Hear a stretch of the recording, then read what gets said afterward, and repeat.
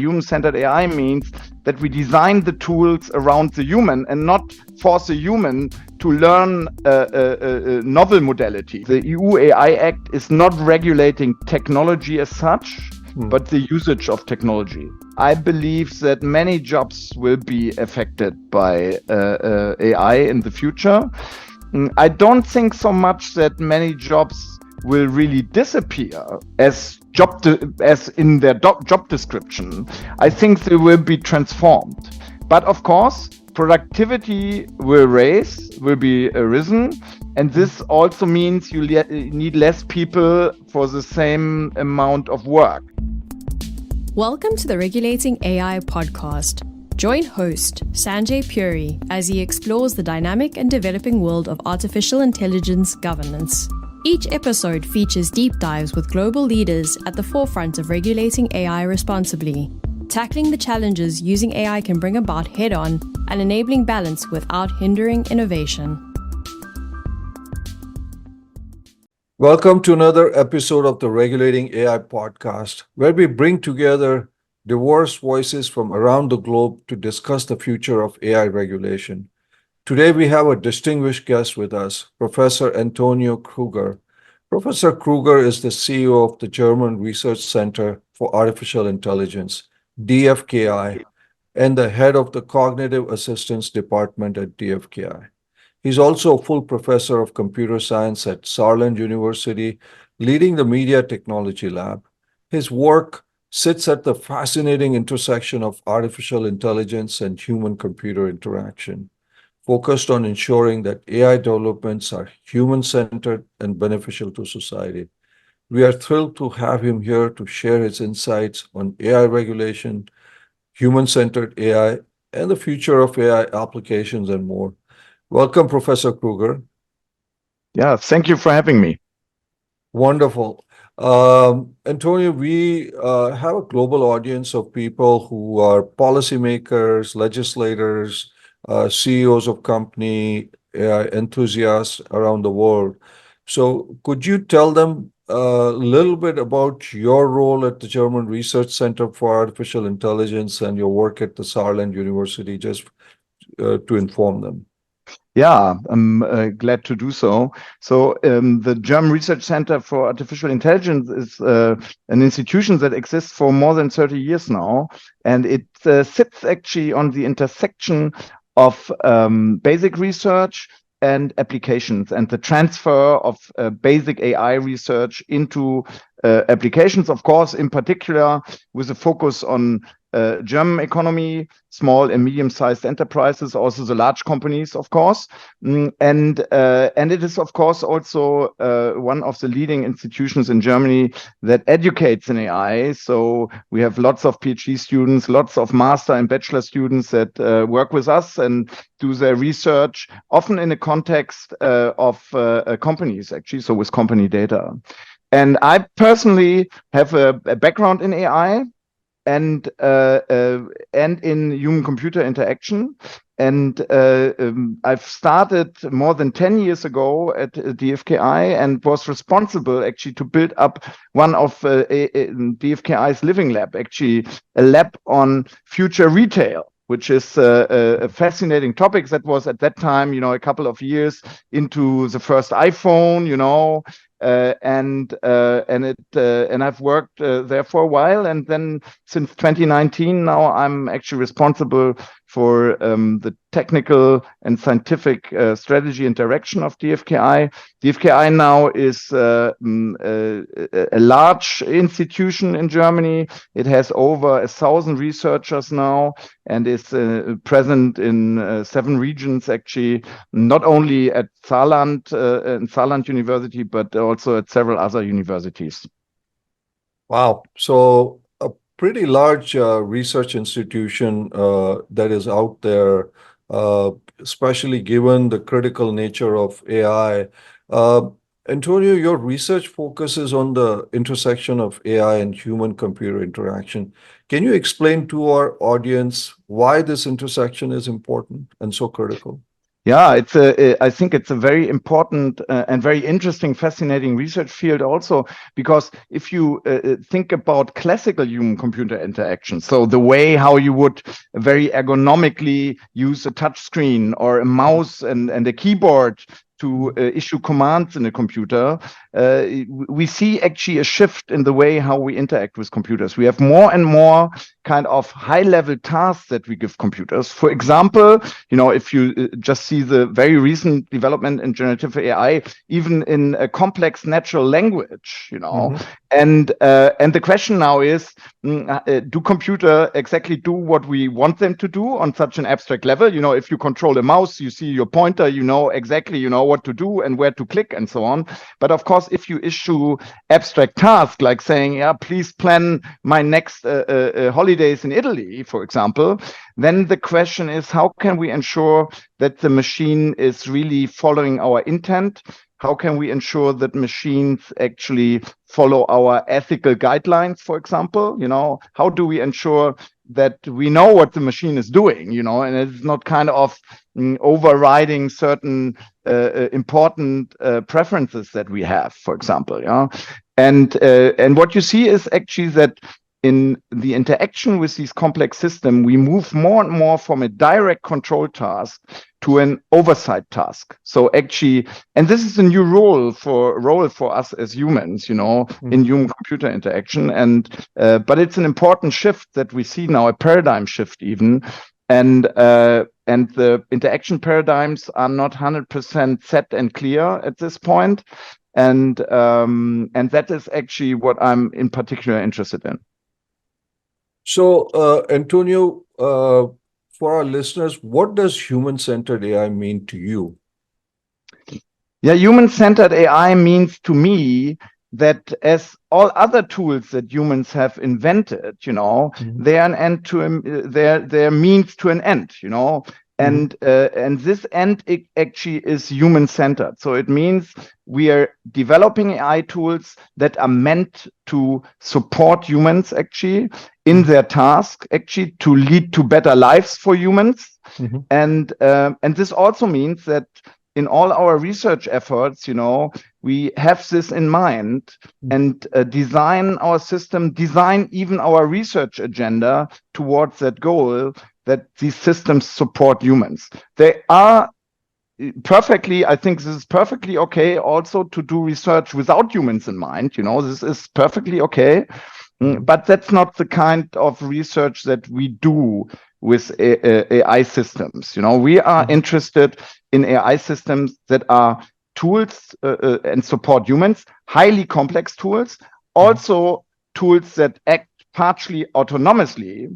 Of course, this then requires additional thoughts how to do this so that they end up still being tools, But I think this is what we mean by human-centered artificial intelligence. So, Antonio, just to follow up on your perspective, these days, I mean, for average person, the chat box is, whether it's ChatGPT, Anthropic, any of those, Gemini, etc., that's their interaction. But now, lately, there have been a lot of noises, some stumbles about wearables, about, the pin, the rabbit, etc. What are your thoughts on that? Because that's a paradigm shift. At least that's what people are saying. There's a paradigm shift. Now, you are a pioneer in human-centered AI. I would love to understand, what do you think is wearables? People say moving away from the computer, etc. What are your thoughts for our audience on that topic? So I think actually that if you see the current predominant interaction paradigm, which is touch, basically, so it's not keyboard and mouse anymore for quite some years. It's touch. Most of the devices that we interact with, computer devices, use a touch interface. So phones, also smartwatches, and so on. And still, voice is somehow underrepresented. If you compare this to human interaction, which I would say 90% is basically voice interaction, as is this discussion that we are having currently, And the question is, why is this? One is, of course, that speech, natural language is very complex. It's very powerful also because it can convey very abstract concepts in a very short amount of time. It's very ambiguous, so there are many interpretations to it. And what's exciting actually with the newest generation of AI models is that voice as an interaction modality is getting more and more useful, and will be integrated into future devices for sure. The devices that you mentioned are, I would say, first attempts to do so. They might be not very successful attempts at the moment. That's actually my view. But I think they will eventually succeed because voice is such an important modality to humans. Again, to come back to human-centered AI. Human-centered AI means that we design the tools around the human and not force a human to learn novel modalities, like touch is such a novel modality for human, at least when it comes to interaction with devices, so that I believe that actually the current development will lead to much more voice interaction. We've seen recent developments in terms of interaction speed, turnover speeds. This is important improvement because we know that if you have to wait, for a system to respond to your voice commands, more than, let's say, 100 milliseconds or so, then this will hinder actually the interaction. So this is good news. On the other hand, I still believe, that voice is not the only modality, so we still need we will still need screens, we will make use of graphical information, visual information. It's so much powerful, the bandwidth is much bigger and so on. And but we are at an exciting point in time where I believe that in the next 5 to 10 years, there will be novel device concepts that rely much more on natural language than former device concepts. Yeah. So, Antonio, to follow up, as you know, OpenAI, Google DeepMind have announced, and several others, multimodality of working with their, whether you call it chat box or whatever it is. It's voice, it's images, it's videos, etc. So the paradigm is shifting, but for for normal people who are basically keying it in their phone or computers, what if you, as a pioneer in human-centered interaction, what is your vision for an ideal human-machine and partnership in AI? So I believe that actually multimodality is the key. So we will use many modalities in the future. So not only voice, not only touch, but also other modalities like, for example, physiological information from our body. So one interesting observation, regardless of the AI models, is that computers have moved towards us. They started maybe 50, 60 years ago in the large mainframe computer. There were own buildings built around computers. We still have those. They're in the cloud. And then they moved on our desktops. And from our desktops on our body, on our wrist, for example, or you remember the glasses, glasses are also, if we think about developments there, and the next step, and I think this is inevitable and comes with a lot of additional challenges, but might be very beneficial, is also hardware that goes into our body to a certain extent, so that measures vital functions, and all this will be used actually to make interaction with computers as seamless and as easy as possible. I still believe, though, that, again, human-centered, that actually control comes from the humans. So I believe voice will play an important role, but this voice will be the information that comes from our voice commands and from the voice dialogue with the system will be augmented with additional information that comes from other sensors, also from our body, and this will make interaction much more easy, less ambiguous, and more efficient, actually. So are you kind of alluding to things like Neuralink, where we are inserting chips in our brains and things like that, using that kind of technology, Antonio? So I think I find this fascinating. I believe if I come back actually to my human-centered view, now we enter, if you think about adding, enhancing, for example, your cognitive abilities and so on, there is, of course, an ethical debate whether this would be really human-centered in a way, So the question, of course, is what is human? What does human mean, Right. And I guess different cultures have different views on this, I think in Europe, we are maybe a little bit more conservative here. So people would maybe say, okay, health functions, monitoring of health functions, it might be okay.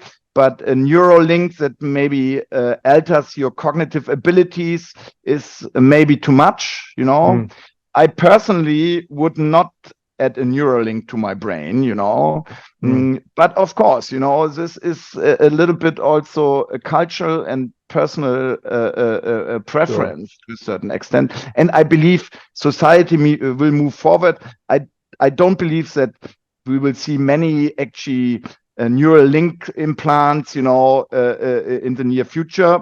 Beside, of course, medical application. I think for that they are great, there's no question about it. But of course, who knows what happens in 40, 50 years, when these kind of things, cultural interest and so on shift over time, So we'll see. It's fascinating that the research is definitely fascinating for sure. Well, you talked about being in Europe, Europe being a little more conservative. There's a saying that some people in the US say that Europe is a regulatory superpower, US is an innovation superpower, etc. I want to, get your opinion. The EU recently, it's gone through many stages, but on the 21st of May, it finally passed the EU AI Act. Give our audience, you are right in the center, leading a huge research institution in Germany. From what we understand, Germany and France had something to do with tweaking the laws for some reasons. But tell us your view about the EU AI Act to our listeners. Yeah. So I personally think that it's good to think about regulation, So I also welcome this podcast, your podcast, that puts this into the center of a large discussion. I think it's important because regulation, on the one hand, and I understand also the concern being an innovator myself, of course, regulation always kind of has the potential to slow down innovation. But on the other hand, I think the risks also associated to AI are of such a nature that it's good to think about certain railguards, guidelines, and also rules that apply to the use and to the development of AI, which then again also helps to provide level playing fields in a certain way and give also a certain assurance to players in that field, commercial players, that they're allowed actually to benefit from their investments into a field. Because what would be catastrophic actually is that we all develop and companies invest lots of money into a piece of technology that then is completely forbidden and over-regulated. So I think it's a good idea to start with these kind of regulations. I think the EU did, of course, as usual, it took a lot of time. You mentioned several iterations, many stakeholders. That's the way how it works in the EU. Sometimes this is also too slow, I have to admit. But in the end, I think it's a good compromise. We have the EU AI Act is not regulating technology as such, but the usage of technology. And I think this is not something new. We have many application areas, especially in the medical domain, but also in the mobility domain, where we already have regulation of usage, and rightfully so. Yeah. And now the EU AI Act does something similar for the usage of AI. We have different kind of risk classes, risk categories, and depending on these risk categories, other different rules apply. In the lowest risk category, basically no rules apply. Highest risk category is basically is a category where AI, the use of AI is forbidden completely, at least for civil applications. And then you have middle risk categories that require a certain amount of transparency, documentation, and so on. I think this makes sense. And the other important part is also to remain flexible in the way how you can adapt those rules. We know AI is moving fast, and the framework has certain aspects that annexes and so on that can be adapted faster than the whole framework itself. I think this is also a good idea.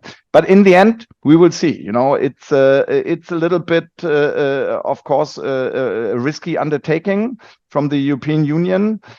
My feeling is that given the large size of the EU and also the good core ideas, that this is something that others will adopt to a certain extent. Also in the US, I'm pretty sure.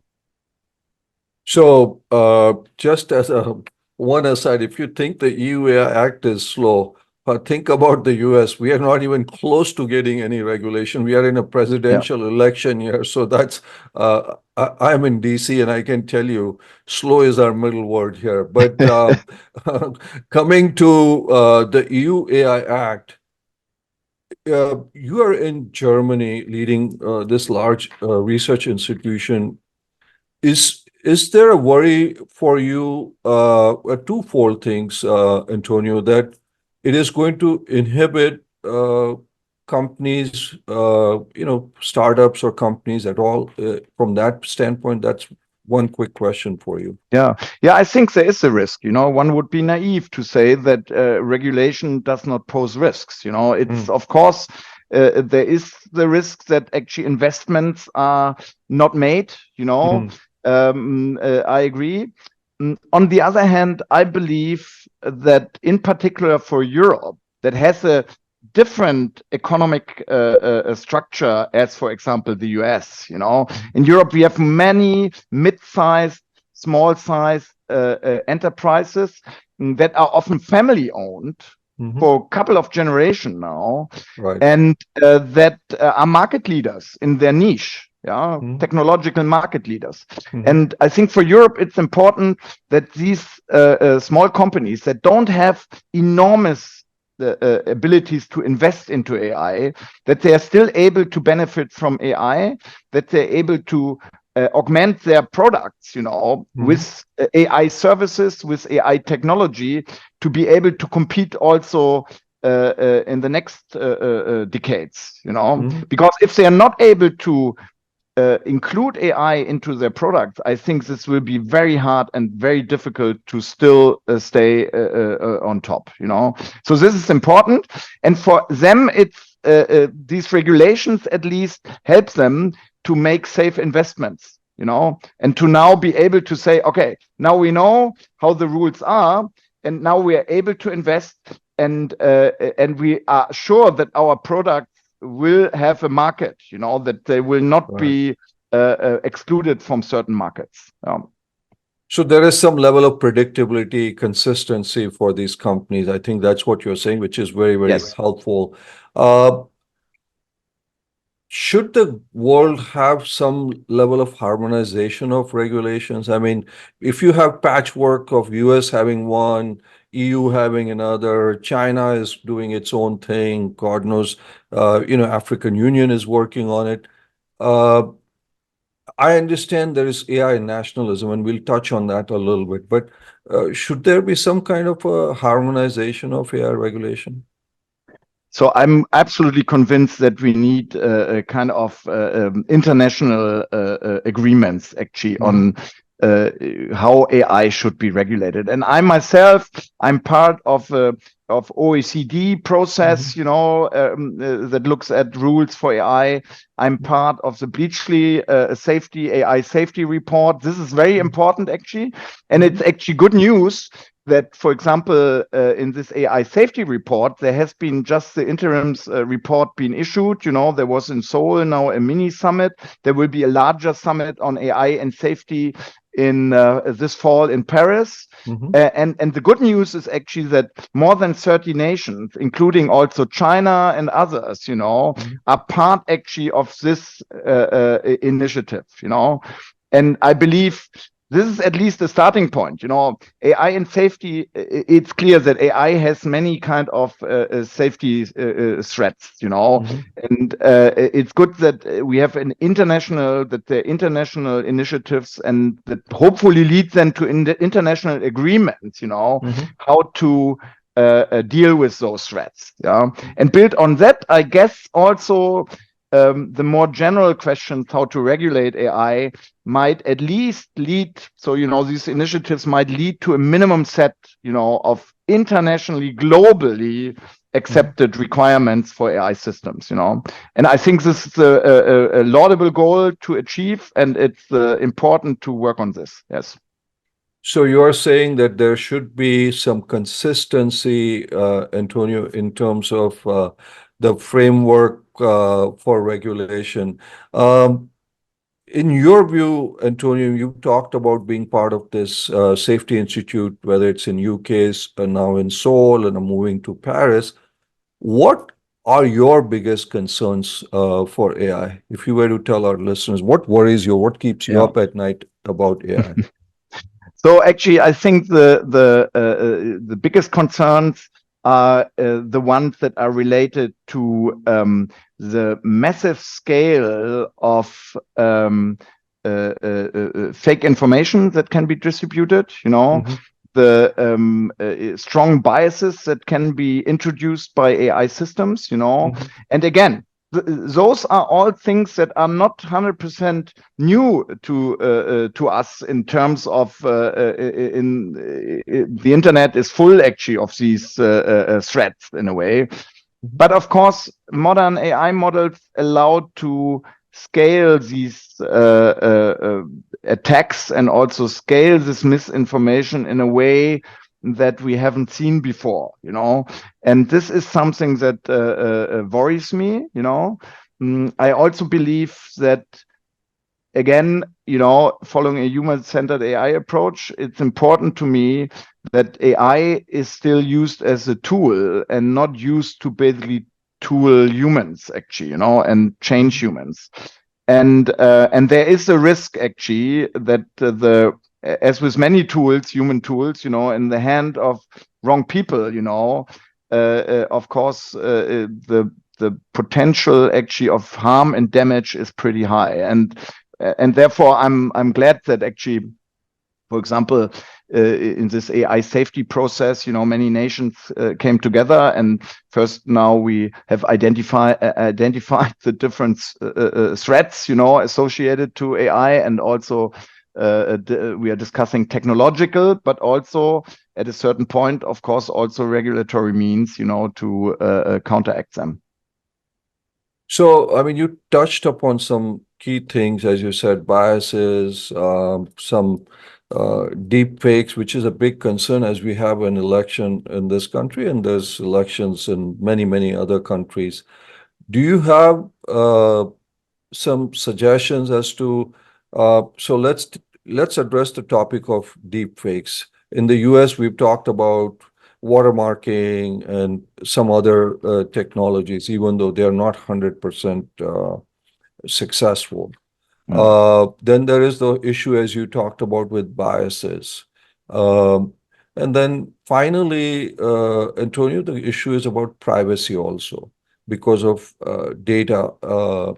So when you look at some of these issues, your suggestions, ideas, thoughts on how to tackle these very big, or when you go to these very exclusive things in Seoul or in UK, etc., What are some of the solutions being proposed for these kinds of things? So I think there will be not one solution actually, but we need actually a full breadth actually of different approaches. One, of course, are technological solutions. So of course, it's a little bit a rat race. We know this actually, as it has been always with cyber attacks, but it is there is a fair chance that we can use technology actually to prevent most of the damage. So this is one thing. Watermarking, at least for images, I think, and works fine, and it will. We're already seeing it. The big tech companies basically have agreed actually to introduce watermarks in nearly all kind of images that are generated through AI and so on. I think this is very useful and very helpful. It's also in their own best interest, because if you think about you don't want to train on data that has been generated by AI models, at least you want to know about this if you use this data, So that's the question, where does the new data come from and so on? And what happens if you feed data back into AI models, So that's one thing. I believe the other thing is, of course, also education. This is very important, We have to educate. And this the problem is, since these developments are very fast, and we're moving really in a very dynamic field, and education usually is much slower. We need to make sure actually that people understand, that they understand that what AI is able to do, in what scale, AI is able to do it. We have to, we need regulation, because without regulation, we cannot enforce laws. We don't have laws. We would need standards. I think this is very important for safe AI systems, for transparent AI systems that can be scrutinized, that can be explained. And this is important because this will then allow to audit AI systems, and I envision actually at a certain point a world where we have fully audited AI systems, so we know what they're doing, and everything else is not safe. Basically, it's like building your own car, out of your garage and going on the road. I think there might be some countries, including in the US or some areas, where this is allowed, but in Europe it's definitely not allowed, and I think it's also good that's not allowed. So something similar actually for AI systems, future AI system, is very desirable in my opinion. So what you're suggesting, Antonio, and I want to just follow up because I talk to a lot of these leaders, is some kind of an audit mechanism to audit some of these systems. Now, Antonio, large publicly traded companies have at least they're set up, so to speak, these audit boards or ethics boards, etc. What are your thoughts in terms of something like that? I mean, when you talk about auditing, are you talking about auditing these foundation models? Are you talking about the application of these foundation models, or the use of it, or all of it? So, yeah, I think first of all, I think it's good that many also AI companies have ethic boards to basically raise the awareness actually of the responsibility. I remember when I studied computer science in the 80s, ethical concerns were never addressed actually during my studies. And this has changed, fortunately, and also it's important that this has changed. Computer scientists, people that work in AI, data scientists that are part of building large AI systems have a huge responsibility nowadays. And and this is something they need to be aware of. And it's good to have actually bodies within companies, but also within institutions, universities, that basically keep the awareness level very high in this respect. On the other hand, I don't think this is enough. This is my personal opinion. I believe that we also need kind of neutral auditing in a way, because companies always have, of course, a certain, and that's perfectly fine, but of course they are set out to earn money, actually, and make money, and they might come into conflicts, in terms of economic pressure and so on. So I believe having neutral bodies that do this auditing is also important, and we will see in the European Union such institutions will be actually installed. They are not there yet, but they will come for sure. I believe that also other countries will do this. The question now is what to audit. And the honest answer is we don't know exactly yet. So research still has to be done to understand exactly what we can audit and what should be audited. But I believe that so we should start actually in the use cases. I think this is the easiest thing to do. I'm not so much a fan of saying we should audit now foundational models, for example, that are base technology. I won't say that this will not happen at a certain point in time. But at the moment, I think it's not very useful. We don't even know exactly what to look for. So I think it's much more useful at the moment to think in terms of applications. There are sensible applications that potentially can cause harm, and make sure that we audit those. And I think step by step, this will maybe then also lead to a better understanding how we can audit AI technology in general. But at the moment, we are not there yet, in my opinion, to really be able to say how to do this in a sensitive manner. So, Antonio, to summarize, what you're saying is we need to audit. We still don't know yet what to audit, but your focus is going to be more on applications. And in the EU, there are going to be these entities that will be providing third-party audits as per the EU AI Act. And what you're saying is that's very, very important. Antonio, we've covered, we talked about biases, we've talked about some of the ethical implications, etc. I've had guests from Europe, from smaller countries, not as big as Germany, etc. And some of them, some of the larger ones, including France, also have expressed this. There is a worry, and I want your view, that these large language models are getting trained on English language.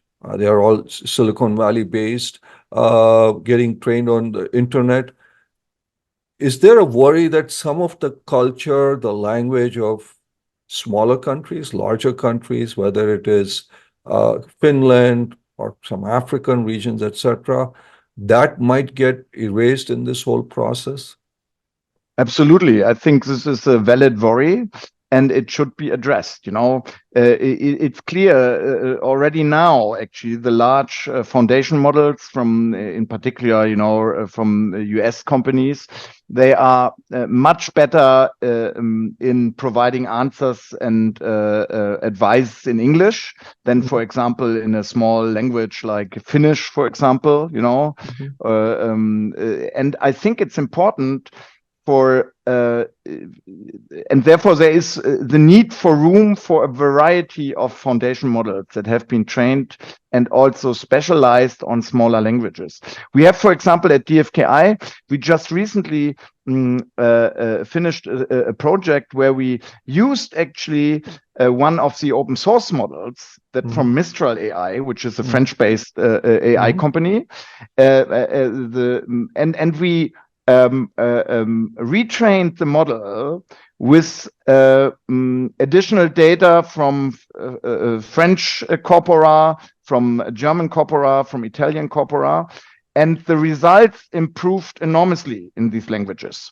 So there is also the possibility that we take one of the existing models that are mainly, of course, trained in English, and we add data that is maybe not publicly available, for example, from EU archives, or from archives from public media companies from a certain country, and achieve very comparable levels, of performance in small languages. I think this is very important. and we need to be very attentive, to cultural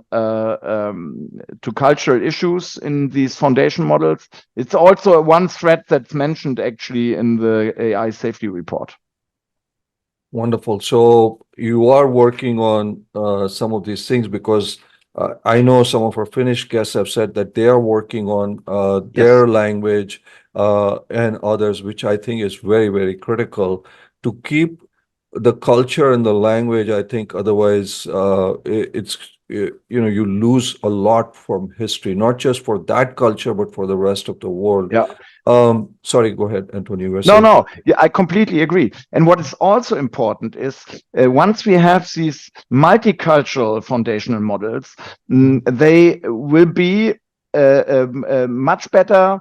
They will, if those collaborate, there's this large approach on multi-agent systems now. It's a very important topic in research. It turns out that if you have multiple instances of foundation models that work together on one problem, the results are better than having just one foundation model work on that problem on its own, And if you extrapolate this, you could expect that different foundation models with different cultural backgrounds that work together, to solve a problem, they might even produce better results than the copied instance of multiple of one foundation model that maybe only trained on English data. So I think there are also practical reasons that you want to have a diversity there, in the foundation models. To improve the results, I think you make a excellent point on that. Antonio, you are in a research and an academic institution. I want to touch the topic of jobs. There have been, there are two aspects to it. On one side, people say, companies like OpenAI and others are paying like $1 million for highly skilled, some of your PhD students who are listening can probably get that kind of money. But then we have the World Economic Forum, McKinsey, IMF saying that 60% in developed countries, about 30 to 60% displacement of workforce could happen. Now you are teaching students, which you have a sense of responsibility to these students, that you teach them, hopefully they get livelihood, etc. What are your thoughts? I mean, firstly, there is, this talk that there is a scarcity of AI talent. Then there is this talk that there is going to be huge displacement. Talk to our listeners as a leader, a thought leader in research and academic, as to what should they be thinking. Lawmakers here are trying to figure out, hey, 60% people will be without jobs. What can they do? Yeah, I think first of all, although I'm not an expert in labor market, of course, I have to make this small disclaimer, but I have an opinion. I think I've seen this McKinsey report, for example. I think there is a slight, overestimation how quick actually AI will be integrated into our processes, And there are many examples from former technological breakthroughs and the time it took actually to bring those breakthrough really to full exploitation into society, into labor processes, so that I'm a little bit skeptical. I don't believe this will happen in a couple of years. I remember, I think the McKinsey report mentions 2030 as a goal. I think it will take longer. This is my opinion. Nevertheless, I believe that many jobs will be affected by AI in the future. I don't think so much that many jobs will really disappear as in their job description. I think they will be transformed. But of course, productivity will be risen. And this also means you need less people for the same amount of work, For many Western society, this is rather good news, in my opinion, because as you mentioned, we are lacking actually talent, and even worse, we are lacking young people in general. We have a demographic catastrophe coming around the corner. Yep. At least Western country and also China, we know this. Also China has this problem.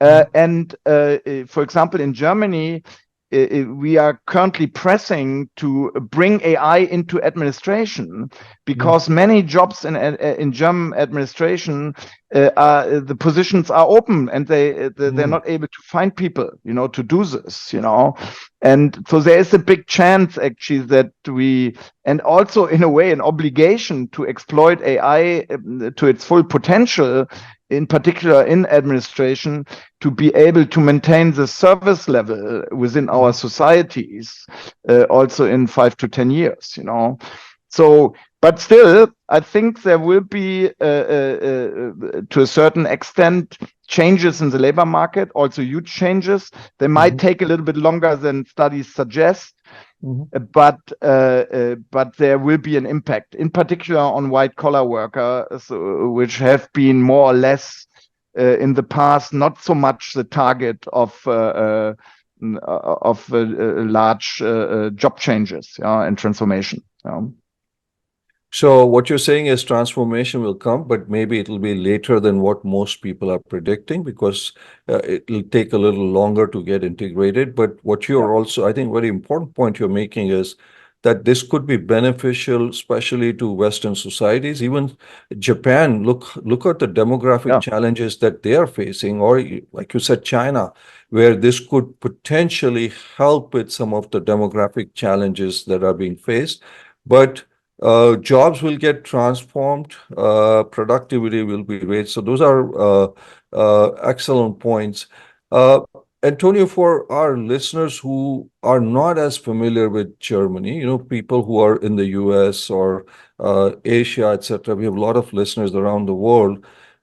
Give a brief idea of the AI ecosystem in Germany. I mean, we are familiar with Aleph Alpha and a bunch of other companies, but I'm sure there is a lot more to the German AI ecosystem besides some of these companies. So it would be really helpful to us, if not to them, to me for sure.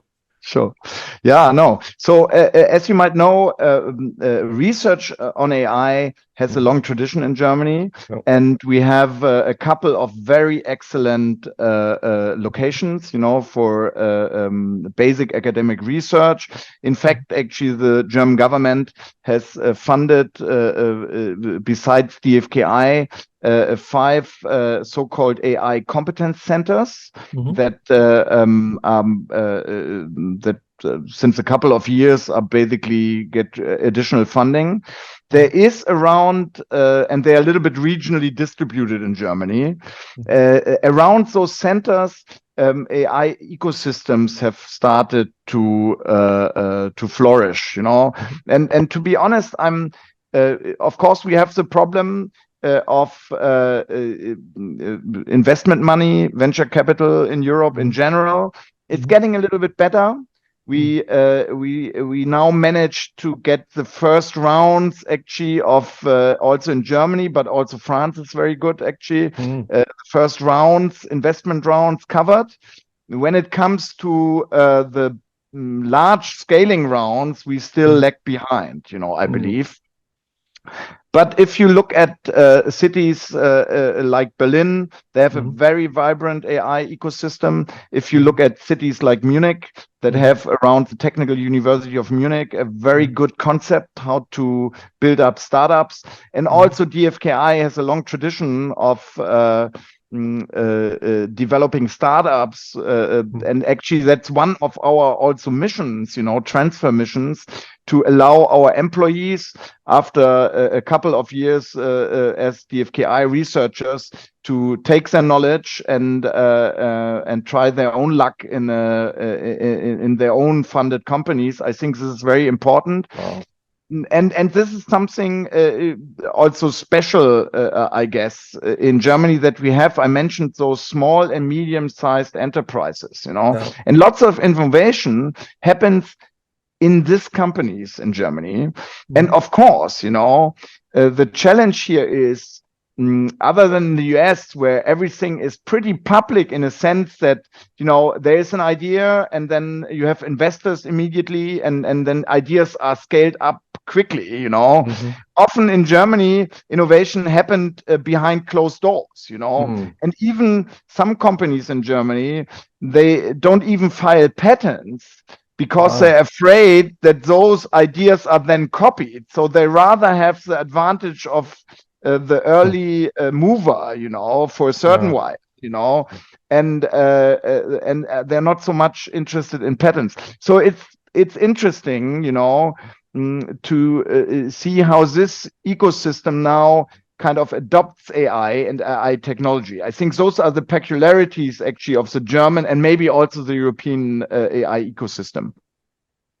But Antonio, from everything that I've read and I've talked to guests, the talent is tremendous in Germany, in France, I mean, all over Europe. In some cases, unfortunately, that the US has been the beneficiary of that talent, to be very frank with you.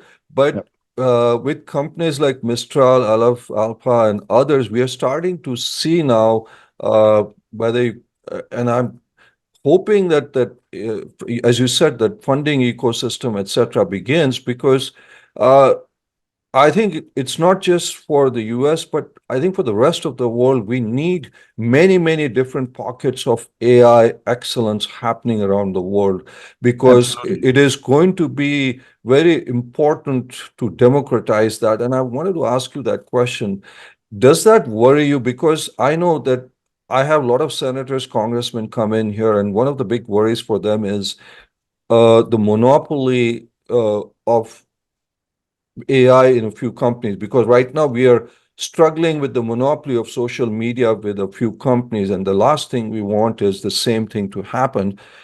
Is that a concern for you or in Europe or anything like that? I think there is a clear advantage at the moment, especially in the US, regarding the technology. Not so much about how, about the general architectures that are used. Those are basically well known and everybody uses more or less the same. But of course, in the engineering and in the doing, and how the data is handled, because the big American companies, they have this advantage that they were able actually to experiment on the data, and build these models, in the last couple of years. A head start. This would not have been even possible in Europe 1.5 years ago to build such a large language model, because of lacking in financial capabilities, but also because of lacking computational capabilities. This is getting better now. I'm not so super pessimistic regarding the monopoly, and the main reason is that AI models are a piece of technology. They're not so much a platform service. It's not a platform economy, although of course, the large American companies try to integrate this into their platforms. We see with Mistral, for example, the open source model, that you can do many things with that model already. Of course, it has to be adapted to certain use cases, used with data from certain domains and so on. But and so I'm not so pessimistic there. I believe. My feeling is that we have a trend that goes more into the direction that large AI models, foundational models, will be rather part of operating systems in the future, Then, and this means nobody is going to pay a lot for them in the end, Maybe the costs to operate them, those have to go down for sure. But it's not like that. There will be a monopoly of one technological provider or only a few. I think we will see much more foundation models coming now. We have now the enormous trend towards foundation models that include data from real-world interaction, sensor information, robot interaction, and so on. We will see several models appear there. So I think there will be a variety of models. I rather believe that commercialization will take place in the applications, in the domain, and not so much at the technological core. But we will see. Yeah. Well, I'm glad that you're not worried, because I can tell you the lawmakers here are concerned because of what happened with social media. Of course, I understand this. Yes. Yeah. Antonio, I could talk to you for hours because I have so many other questions, but we'll need to get you back again here. But towards the end, we have a few lightning round questions. These are either or. Hence, in your case, we'll make an exception. It can be both. So we'll just ask you a few questions relating to that to get some idea of your thought process. So let's just go with the lightning round of questions. Antonio, would you like transparency or privacy? So I think both is important. Okay. National AI policies or international AI frameworks? International AI frameworks. Okay. Ethical AI boards or government regulation? I tend more towards governmental regulations, but we also need the boards for sure. Okay. Do you want algorithmic transparency or data transparency? I think they're like really difficult to tell. I think both are important, but I would tend more towards data transparency. But auditing algorithms might be also a viable way, actually. That's a tough one. Antonio, is AI a greater risk or opportunity for society? Opportunity, of course. Wonderful. Should we tax AI companies more or provide them incentives? So I think at the moment it's more incentives, actually. Okay. Last one for you. Should we criminalize advanced deepfakes or counter them with authentication tech? We need definitely both. I agree with you.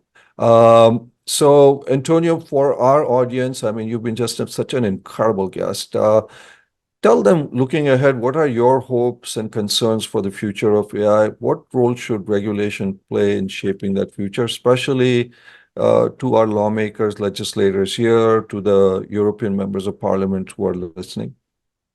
Yeah, I very much hope that actually we will be able to deliver on the vision of human-centered AI as we discussed today.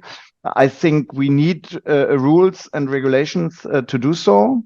But I also strongly believe that most of AI researchers and most of people who are in the AI business share this vision, And of course, there are people that use AI as tools to do harm, and and my big hope is actually that we will be able to mitigate actually those risks, and that AI will help us actually to deliver on the promise of a more democratic and more human-centered use of technology.